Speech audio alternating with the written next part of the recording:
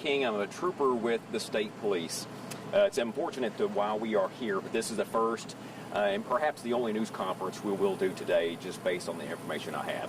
It's limited, but bear with us as we are working to get more information on this crash. Here's the information that we do know. About 11 p.m. last night, our agency was contacted by FAA regarding a missing Piper 28 PA-161 plane. It's a 4-passenger plane with 2 occupants known on board. It was last seen in the Whitesville community, which encompasses this area, including Davis in Ohio County.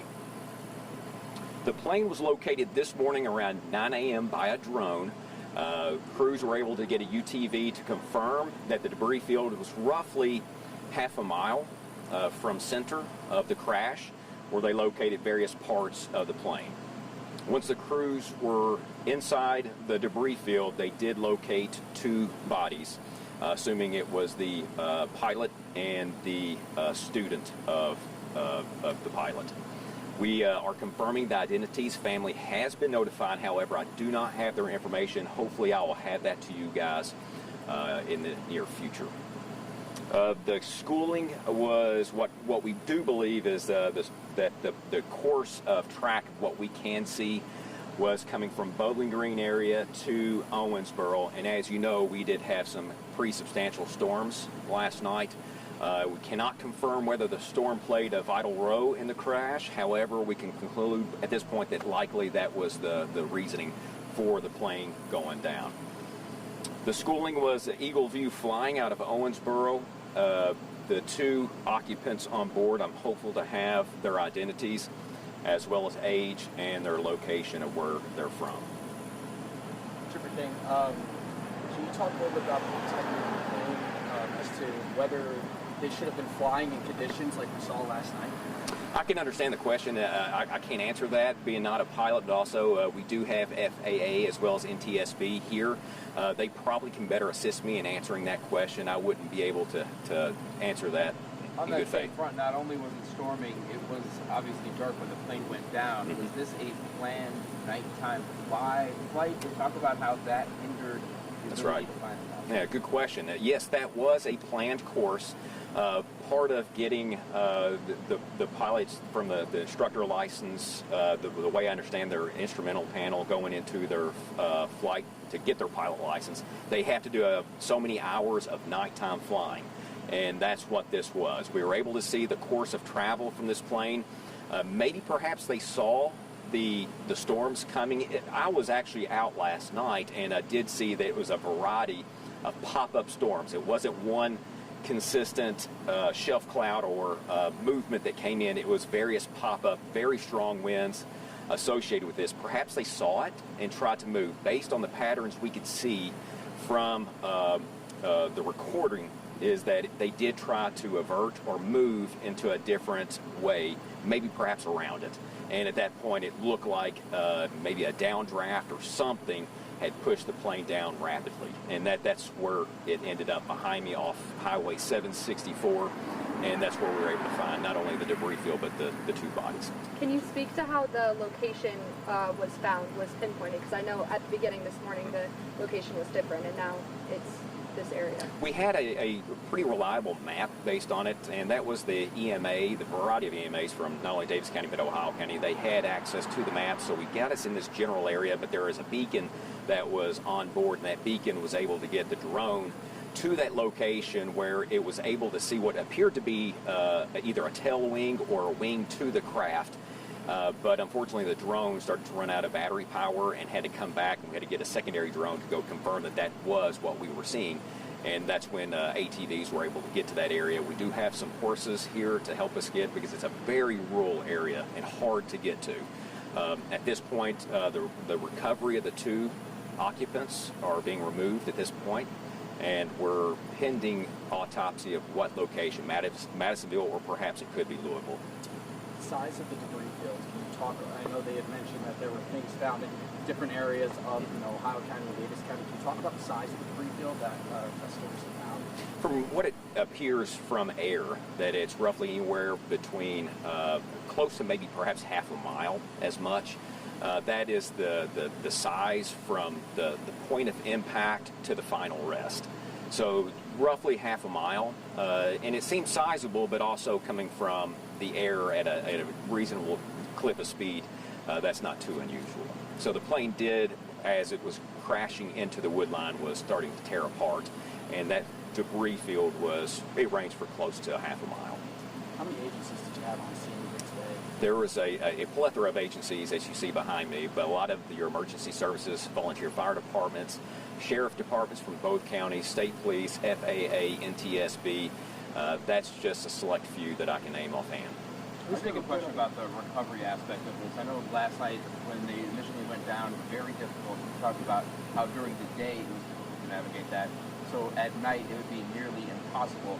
Is there any indication, though, had they been found late last night, anytime within the first hour of this, that they may have survived? Is there any indication? There's no indication of that, no, sir. Who's leading the investigation from your on? Kentucky State Police as well as FAA. We partner together in these type of incidences, and so we will be lead as well as the FAA, and NTSB will assist us in this as well. Had it been a little bit lighter, considering the storm, was there a place between Bowling Green and here that they might have been able to safely land? Possibly. I do know there's an airport in Hartford, which is here in Ohio County, so perhaps they could have. I'm not for sure. I assume that it is a paved runway, but I'm not sure.